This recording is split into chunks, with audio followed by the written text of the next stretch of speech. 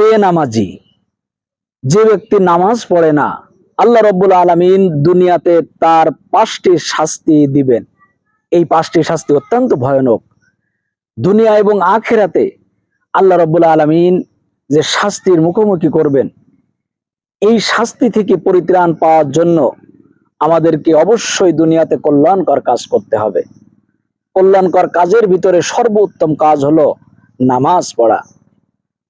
আল্লাহ রাব্বুল আলামিন কুরআনুল কারীমের ভিতরে বলছেন, ওয়া আকিমুস সালাতা ওয়া আতুজ যাকাত, তোমরা নামাজ কায়েম করে দাও, যাকাত প্রদান করো।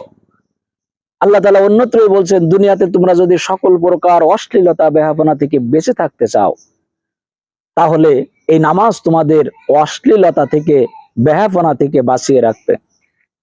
ইন্নাস সালাতা তানহা আনিল ফাহশাই ওয়াল মুনকার, নামাজ সকল প্রকার অশ্লীলতা বেহাপনা থেকে বিরত রাখে। আল্লাহ রাসূল সাল্লাল্লাহু আলাইহি ওয়াসাল্লাম বলছেন, কিয়ামতের দিন নামাজ এর হিসাব সর্বপ্রথম আল্লাহ রাব্বুল আলামিন নেবেন। আউয়ালু মা ইউহাসাবু বিহিল আবদু ইয়াউমাল কিয়ামাতিস সালাহ, যে ব্যক্তি দুনিয়াতে নামাজ পড়বে, এই নামাজের হিসাব আল্লাহ রাব্বুল আলামিন তার প্রথম নেবেন। এই জন্য নামাজ এত গুরুত্বপূর্ণ ইবাদত, যে ইবাদতের মাধ্যমে আল্লাহ রাব্বুল আলামিন দুনিয়াতে আমাদের কল্যাণ বারাকাত দান করেন।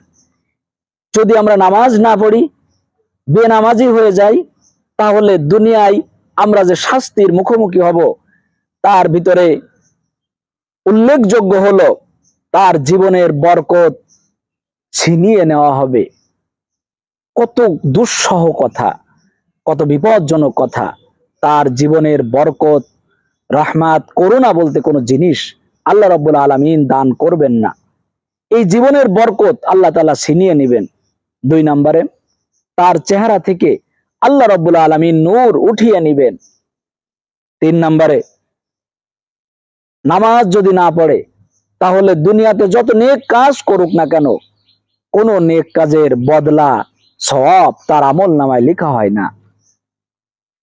4 নম্বরে, আল্লাহ রাব্বুল আলামিন তার কোন প্রকার দোয়া কবুল করেন না।